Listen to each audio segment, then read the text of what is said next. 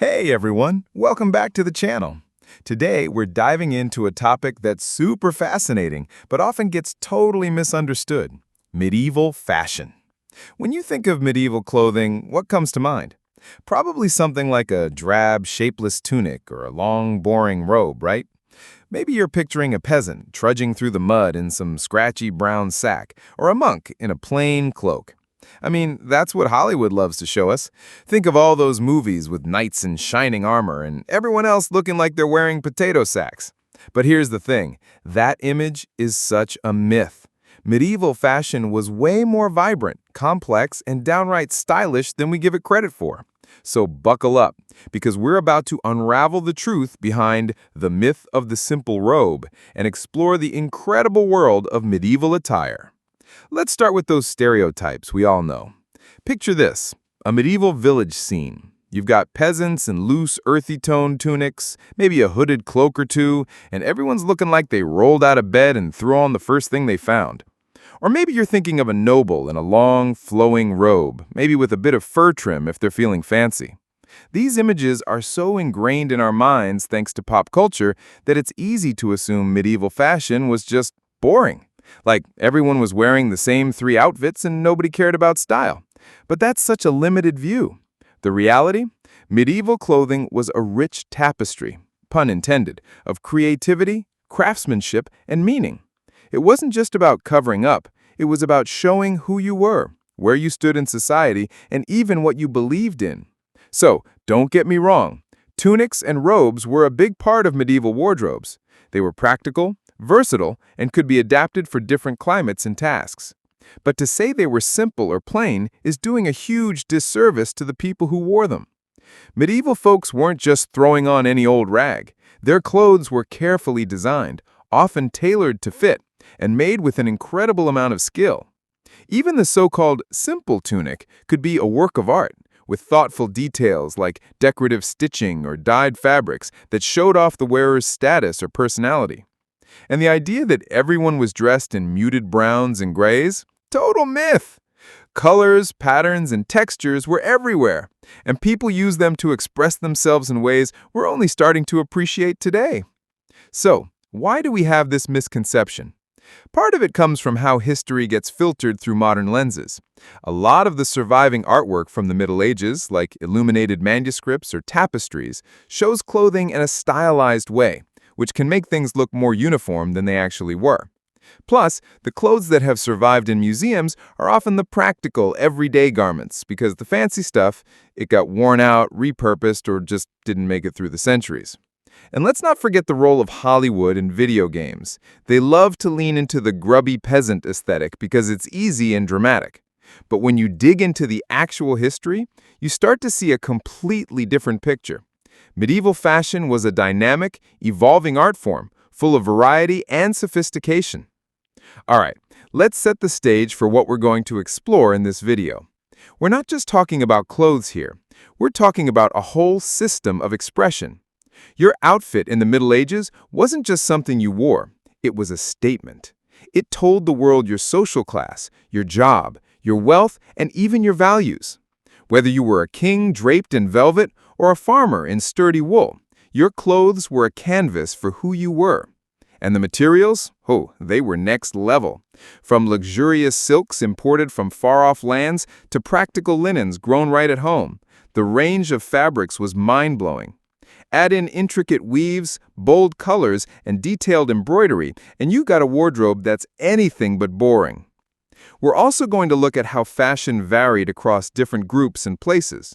The Middle Ages spanned centuries, roughly from the 5th to the 14th century, and fashion didn't stand still during that time. What a noble wore in a French court in the 1300s was totally different from what a merchant in Italy or a peasant in England was rocking. And let's not forget the role of embroidery and symbols, those little details that turned a piece of clothing into a story. From heraldic crests to religious motives, people used their clothes to say something about their identity and their place in the world. And we're also going to tie it all together by looking at how medieval fashion still influences what we wear today. Ever notice how modern designers love a good corset or a flowing cape? That's the Middle Ages talking. Before we dive deeper, let's take a quick moment to visualize this. Imagine walking through a bustling medieval market. On one side, you've got a merchant in a richly dyed tunic, the deep blue fabric catching the sunlight. Nearby, a noblewoman glides by in a gown of soft velvet, embroidered with golden threads that shimmer as she moves. Even the local baker in his practical linen apron has a bit of flair, maybe a woven belt or a cap dyed a cheerful red. This wasn't a world of dull, shapeless robes. It was a world bursting with color, texture, and meaning. And that's what we're going to unpack in this video. So, where do we go from here? In the next part, we're going to dive into the materials that made medieval fashion so incredible. We'll talk about the fabrics like silk, wool, and linen that define the era, and how their weaves, patterns, and colors told a story of status and skill. From there, we'll get into the art of embroidery, where every stitch was a chance to show off your identity or your faith. We'll also explore how fashion changed depending on who you were, king, peasant, or somewhere in between, and how trends evolved across different regions and centuries. And finally, we'll tie it all together by looking at how medieval style still influences modern fashion. Ever notice how modern designers love a good corset or a flowing cape? That's the Middle Ages talking. Now, we're going to zoom in on the materials that brought these outfits to life. Think luxurious silks, cozy wools, and practical linens, all woven into patterns and colors that screamed style and status. So grab a seat and let's unravel this tapestry of fabrics and textures that defined the Middle Ages. First off, let's talk about the sheer variety of materials people were working with back then. If you're picturing everyone in scratchy, plain cloth, think again. Medieval folks had access to a surprising range of fabrics, and they weren't afraid to use them.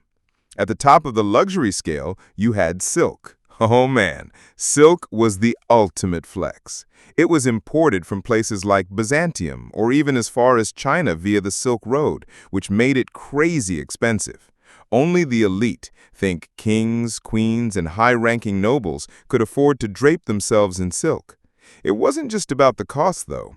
Silk had the smooth, shimmering quality that caught the light in a way that screamed wealth. Imagine a noblewoman in a silk gown, the fabric flowing like water as she walks through a candlelit hall. That's the kind of vibe we're talking about. But silk wasn't the only fancy fabric in town. Velvet was another heavy hitter, especially in the later Middle Ages. It was soft, plush, and had this rich depth that made it perfect for showing off. Velvet was often dyed in deep, bold colors like crimson or emerald, and it was a favorite for courtly garments like doublets or cloaks. Then you had furs. Think ermine, sable, or even squirrel, which were used for linings or trims, especially in colder regions. Fur wasn't just about warmth. It was a status symbol, a way to say, I'm important, and I can afford this. These luxurious materials were like the designer brands of the medieval world, exclusive, expensive, and instantly recognizable. Now, let's bring it down to earth a bit. For the everyday folks, peasants, artisans, merchants, wool was the go-to. Wool was the backbone of medieval clothing because it was durable, warm, and widely available. Sheep were everywhere, so wool was relatively affordable, but don't let that fool you into thinking it was boring. Wool could be spun and woven into all sorts of textures, from coarse and sturdy for workwear to fine and soft for more refined garments. And the colors, they were popping. Dyes made from plants, minerals, or even insects, like the famous cochineal red, meant that wool could be bright blue, deep green, or even a vibrant yellow. A merchant in a well-made wool tunic dyed a rich color could hold their own against a noble any day. Then there was linen, the unsung hero of medieval fabrics. Linen made from flax was lightweight and breathable, perfect for undergarments, shirts, or summer wear. It was also super practical because it could be washed and bleached, which was a big deal in a time when hygiene wasn't exactly modern. Linen came in different grades too, coarse for the lower classes, fine and soft for the wealthy. And let's not forget leather, which was used for everything from shoes and belts to sturdy jackets for laborers. Each material had its place, and the way it was used told you a lot about the wearer's life and status. Now, it wasn't just about the fabric itself, it was about how it was made.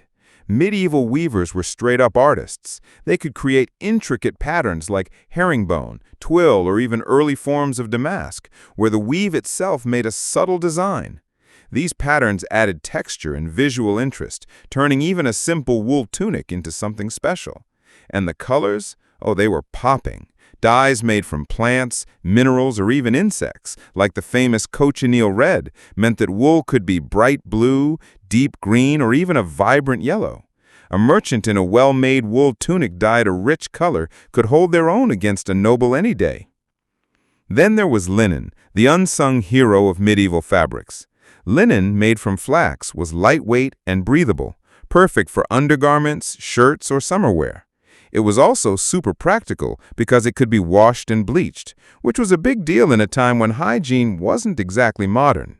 Linen came in different grades too, coarse for the lower classes, fine and soft for the wealthy. And let's not forget leather, which was used for everything from shoes and belts to sturdy jackets for laborers. Each material had its place, and the way it was used told you a lot about the wearer's life and status. Now, let's paint a picture here. Imagine a medieval city street.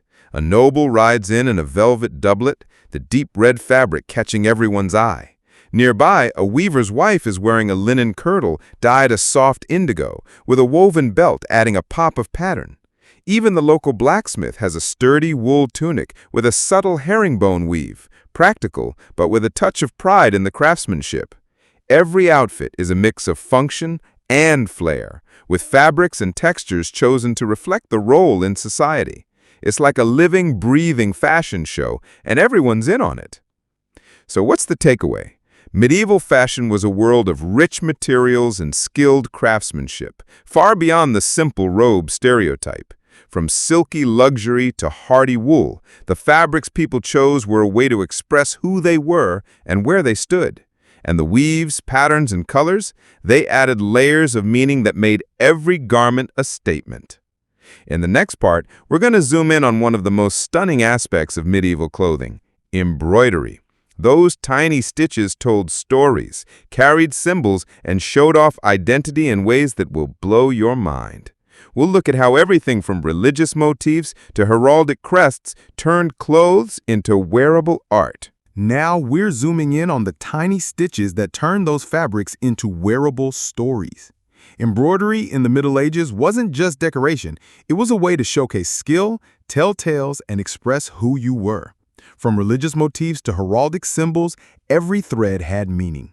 So let's grab a needle and thread, figuratively of course, and dive into the art of medieval embroidery. First off, let's set the scene. Picture a medieval noblewoman's gown, maybe made of rich velvet or fine wool. Now imagine that gown covered in intricate embroidery. Golden threads forming delicate vines, tiny pearls stitched into floral patterns, or even a lion or eagle worked into the hem. This wasn't just about making things pretty, though, trust me, it was gorgeous. Embroidery was a craft that took serious skill, time, and resources, so it was often reserved for the wealthy or for special garments like church vestments. Every stitch was a flex, showing off the wearer's status, their devotion, or their family pride. It was like wearing your Instagram bio, but way more elegant. So what kinds of designs were people stitching? One of the big themes was religion. The Middle Ages were a deeply spiritual time, and that showed up in clothing, especially for the clergy or the super devout. You'd see intricate scenes from the Bible, like the Annunciation or the Crucifixion, stitched onto priestly robes or noblewomen's mantles. These weren't just decorations. They were a way to carry your faith with you.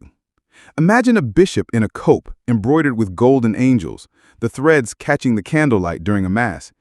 It was a visual reminder of the sacred, and it made the wearer part of the story. Even lay people got in on this, adding crosses, saints, or other holy symbols to their clothes to show their piety. But it wasn't all about religion. Heraldic symbols were huge, especially for the nobility. If you were a knight or a lord, your family's crest, like a lion or a griffin or a shield with specific colors, was a big deal. These symbols were stitched onto everything from tunics to cloaks to banners, announcing your lineage and your loyalties. Picture a knight riding into a tournament, his surcoat blazing with his family's emblem in bold threads of red and gold. It was like a medieval logo, instantly recognizable and full of pride. Even lower down the social ladder, people used embroidery to show their affiliations, like a guild member with a small emblem of their trade, like a hammer for a blacksmith or a loom for a weaver. Then there were personal emblems, which were like the medieval version of a monogram. Wealthy folks might have their initials or a unique symbol stitched into their clothes, making their garments unmistakably theirs. This was big for women, who often did the embroidery themselves or oversaw it in their households. A noblewoman might spend hours stitching a delicate pattern onto her husband's tunic or her own veil, turning it into a personal statement. And let's not forget the storytelling aspect. Some garments, especially tapestries or ceremonial robes, were embroidered with entire narratives, like scenes from a battle or a myth. It was like wearing a comic book, with every thread adding to the plot. The craftsmanship behind this was unreal. Embroidery wasn't something you just whipped up in an afternoon. It required fine threads, sometimes silk or even gold and silver wire, plus needles so tiny they'd make your head spin. The techniques, like couching or split stitch, allowed for incredible detail, from flowing vines to lifelike faces. And the materials? They weren't cheap. Gold thread, for example, was literally made by wrapping gold foil around a silk core, which is why only the super rich could afford it. Pearls, beads, and even gemstones might be sewn into the design for extra bling. This wasn't just sewing, it was high art. And the people who did it, often women by the way, were absolute masters. Now let's talk about how embroidery was more than just decoration. It was a way to belong. In a world where your social role defined you, your clothes were a badge of identity. A knight's embroidered surcoat told everyone he was a warrior of a certain house. A merchant's wife might have a subtle floral pattern on her kirtle, showing she had the time and money for such details. Even peasants got in on the action, though their embroidery was simpler, maybe a bit of decorative stitching on a belt or a cap to add some personal flair. These designs connected people to their communities, their families, or their faith, turning a piece of clothing into a story of belonging. Let's visualize this. Imagine a medieval banquet hall, a lord in a doublet embroidered with his family's stag emblem, the silver threads gleaming under torchlight. Nearby, his wife wears a gown with delicate roses stitched along the sleeves, each petal a tiny masterpiece. Even the servants have small touches, like a woven band with a simple geometric pattern showing pride in their work. Every stitch is a statement, a way to say this is who I am and this is where I fit. It's not just clothing, it's a whole language of identity. So why does this matter? Because embroidery shows us how medieval people used fashion to tell their stories. It wasn't just about looking good, it was about showing the world who you were, what you believed, and where you stood. Those tiny stitches carried big messages, from devotion to power to personal pride. In the next part, we're going to explore how fashion varied across different classes, genders, and regions in the Middle Ages. From the dazzling outfits of the royal court to the practical garb of the countryside, we'll see how style reflected life. And we'll wrap it up by connecting medieval fashion to today, showing how those silhouettes and motifs still inspire modern designers. Thanks for joining me on this journey through medieval fashion. If you're loving these details, hit that like button, subscribe, and drop a comment about your favorite medieval style or what you want to hear more about. Stay tuned for part 4, where we'll explore the differences between courtly elegance and peasant practicality and how medieval fashion still shapes what we wear today. See you next time.